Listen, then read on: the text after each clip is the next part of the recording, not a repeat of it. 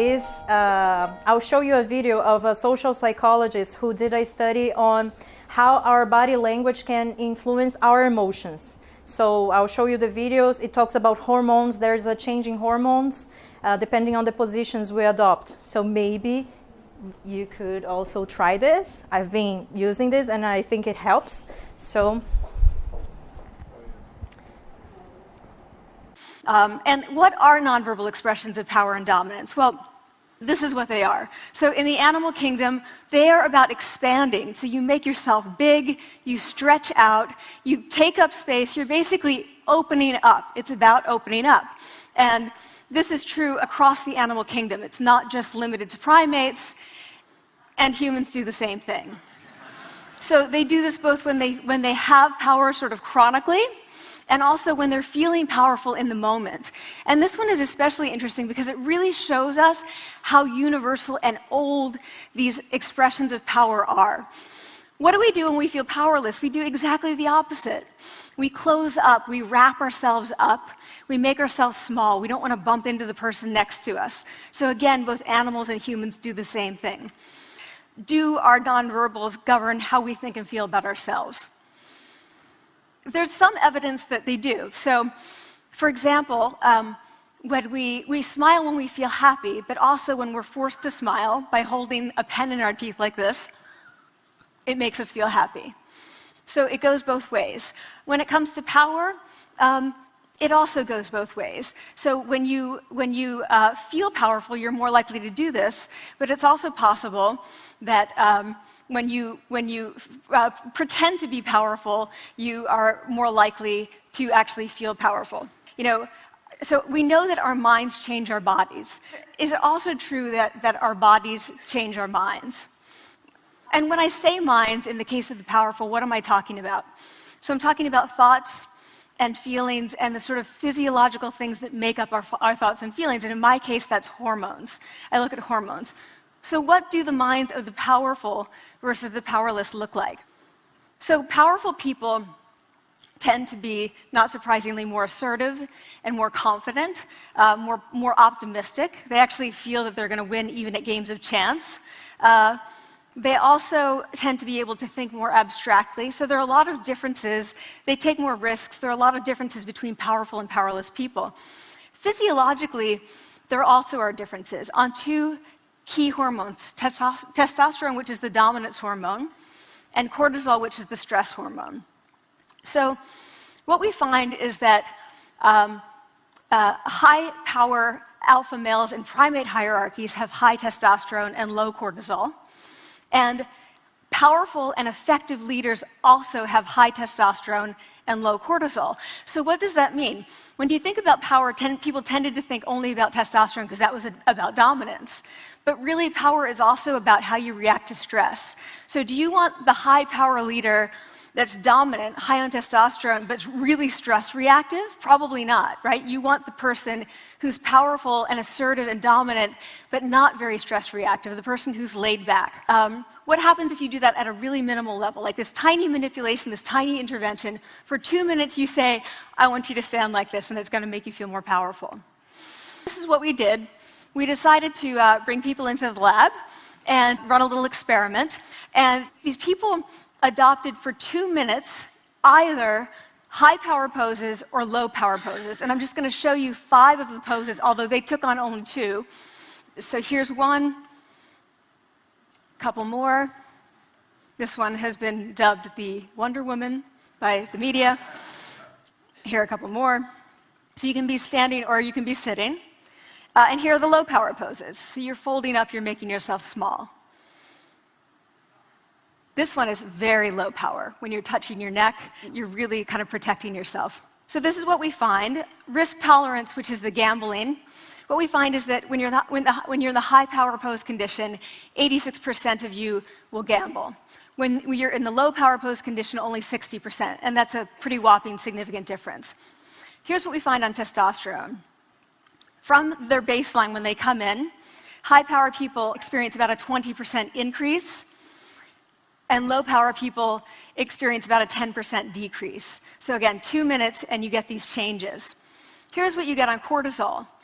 high-power people experience about a 25% decrease, and the low-power people experience about a 15% increase. So 2 minutes lead to these hormonal changes that configure your brain to basically be either assertive, confident, and comfortable, or really stress-reactive, and feeling sort of shut down. And we've all had that feeling, right? So whenever you're feeling, whenever you lack confidence, maybe you could adopt this. Not in front of your students, right? And I also have a personal ritual to boost my confidence. Whenever I have to do something nerve-wracking, I beat my chest like this, and then I jump, and then I go and do whatever. Well, this is me. People are crazy. Yeah, but this is my ritual. It works. Would you like to try? No. Better not.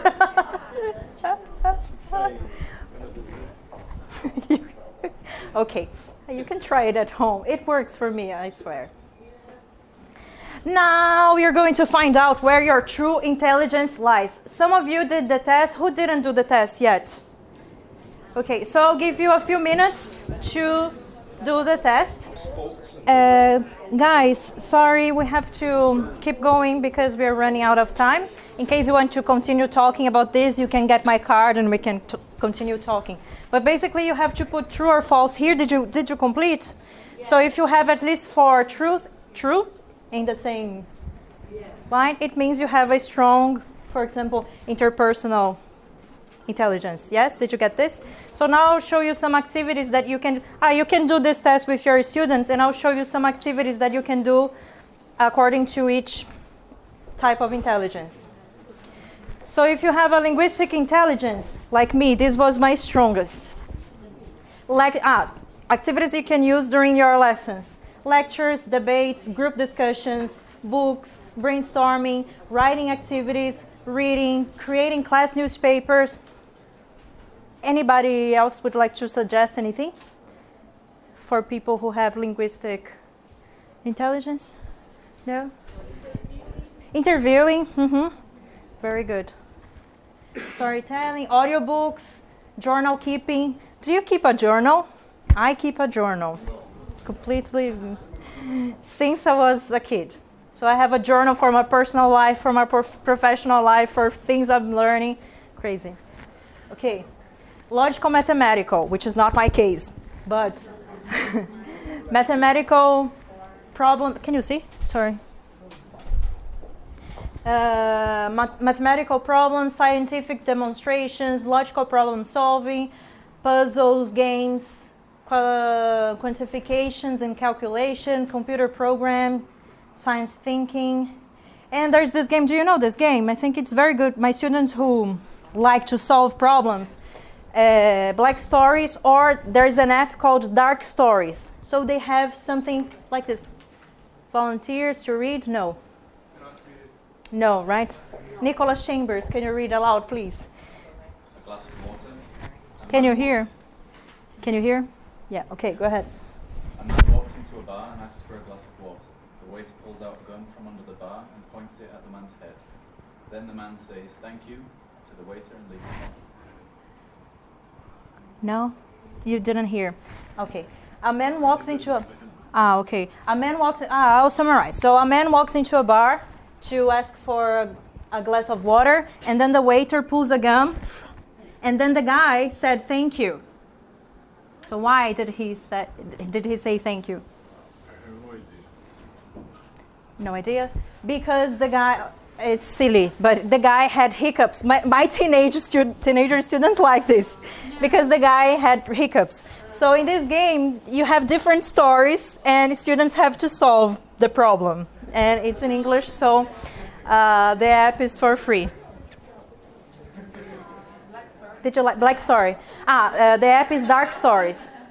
Dark Stories. But the card is Black Stories. So you can download. Did you like it? Do you think your students would like it? Yes? No?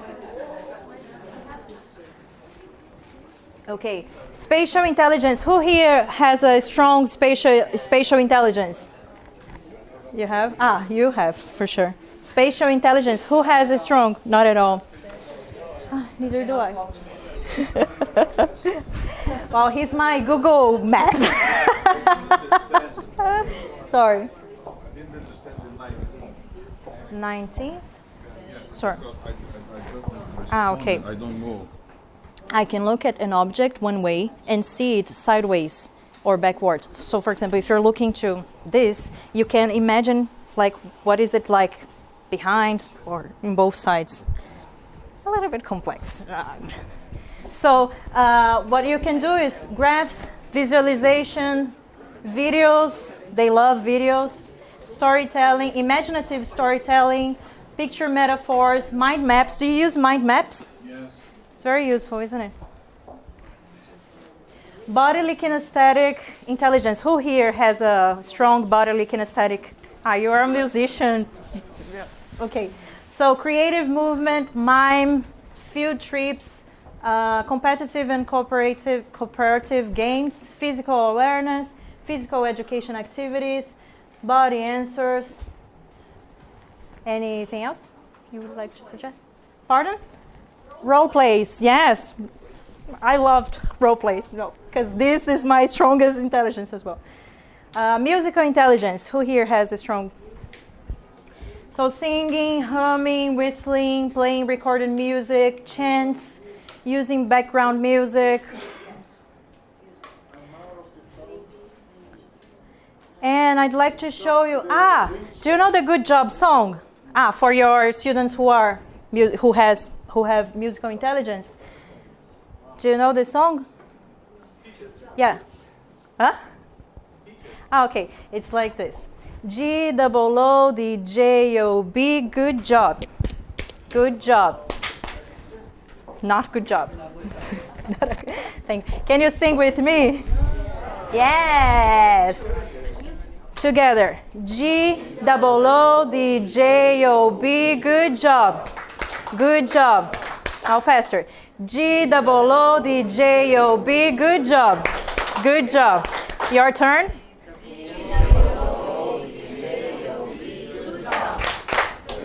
Very good. Yes. Another thing for musical intelligence is, do you know Carolyn Graham? She has different chants to teach English. So this is another song. For example, I'm gonna teach you, so you have to sing with me. Sorry. Banker's Wife's Blues. I'll sing and then you repeat, okay? Where does he live? He lives near the bank. Where does he work? He works at the bank. When does he work? He works at the bank. He works all day and he works all night at the bank, at the great big bank.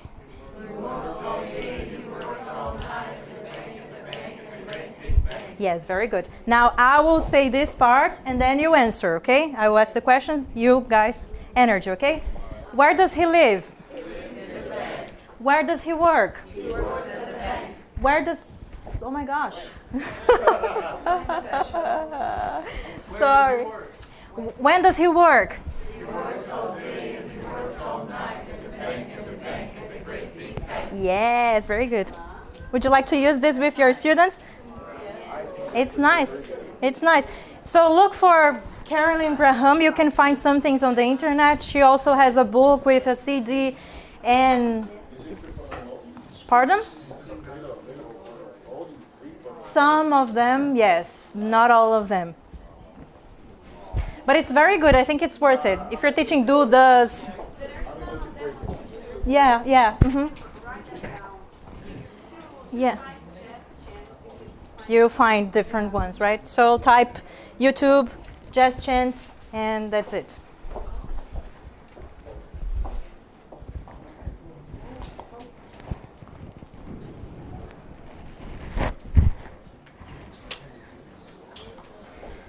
Almost done, guys. Okay.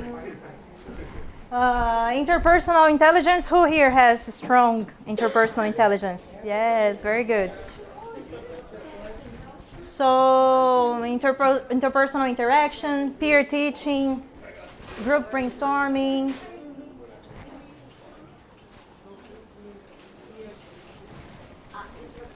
Intrapersonal. Who here has a strong intrapersonal? Intrapersonal. For sure. Here. Very good.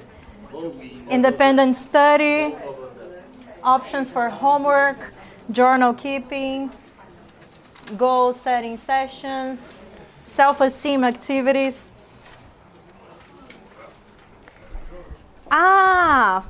Speaking about doing something extra class, where was it? Oh, anyway, but I'd like to show you very quickly a workshop that I created called the English Experience, where there are some lectures in English and then students have to interact. I'll show you. The next one will probably happen at Disal, Higienópolis. So in case you are interested in participating or even giving a lecture or sending your students, please send me a message or Glacy. I'll show you what happened there.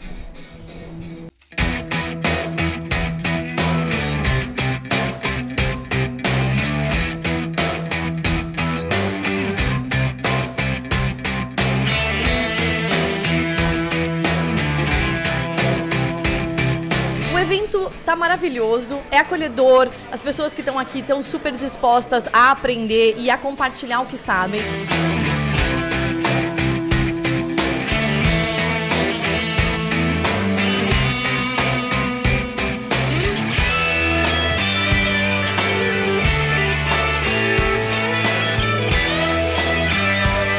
Gosto muito da ideia mesmo de tentar ficar buscando palavras e você ir no seu limite, sair da sua zona de conforto. Qualquer situação, o desequilíbrio que provoca a motivação para você aprender.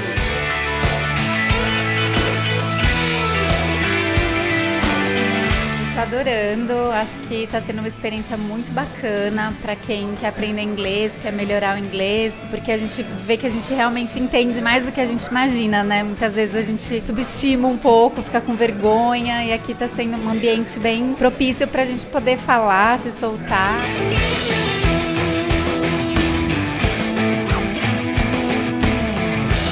Primeiro, ele tem uma pegada muito de desenvolvimento pessoal, que é uma coisa que eu adoro, eu acho muito importante para qualquer um, né? Em qualquer pessoa que esteja buscando se desenvolver e queira melhorar seu inglês também.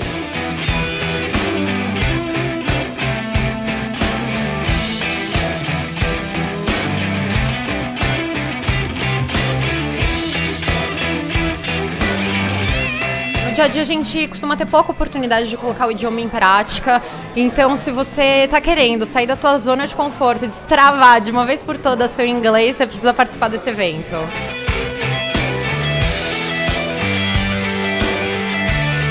Acredito que é uma nova alternativa para as empresas, para elas investirem em grupos menores, onde as pessoas se sentirão confortáveis de se exporem a falar no idioma. This is good. It was so nice. Thank you. Yeah, it was very enjoyable. So here, to wrap up, here are the... How do I have time? Glacy? I don't have any. 2 minutes? I have 2 minutes? Okay. So the good learner. These are some characteristics of a good learner. They find their own way and take charge of their learning. Do you agree? Take responsibility instead of saying, oh, I don't learn because of my teacher. It's easier to blame someone or the world. Organize information about the language. So it's not about just going to class. We have to think about these and connect ideas, right? Develop a feel for the language by experimenting with its grammar and words. So for that, they have to take risks. And for this, we need to work on their confidence, give them space for that, and encourage them to do this. Make their own opportunities for practice in using the language, inside and outside of the classroom. Do your students use English outside the classroom, or do you? Never. Let's sometime. So we can organize a happy hour in English or something, for example.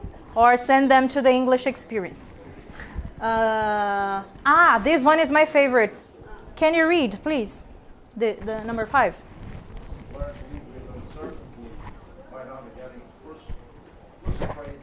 Flustered, confused.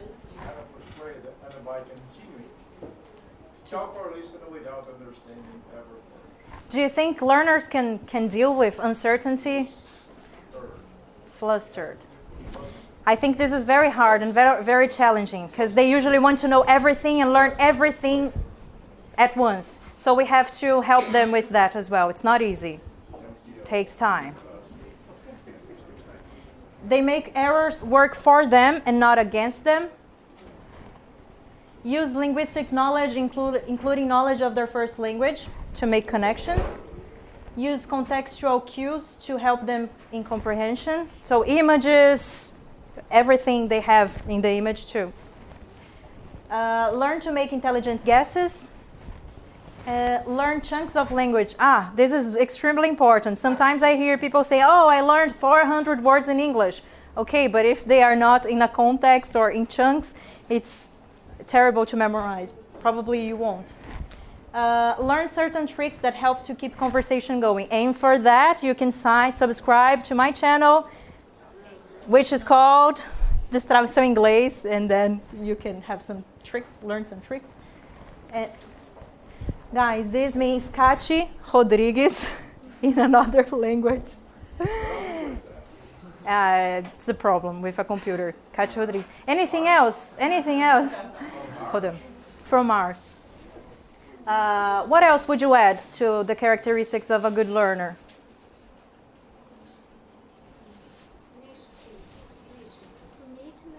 Commitment? Yeah, that's one. Commitment. That's one a good part. Mm-hmm. Anything else? The main. Pardon? The main. The main characteristic. Mm-hmm. Commitment, confidence, responsibility. Mm-hmm. Mm-hmm. Yeah, everything will work out. Very good. So today we talked a little bit about learning, anxiety, but we know we have a few tools we can use. Self-esteem, we also learned some tricks to start handling this problem. Multiple intelligence, we know that people have different intelligence, and then we can take advantage of this. And some strategies that the good learner use. So I truly believe that small tweaks, small adjustment can change our lives. So I hope you can use this, think about this to make the learning process more enjoyable, memorable, and meaningful. Thank you so much for coming.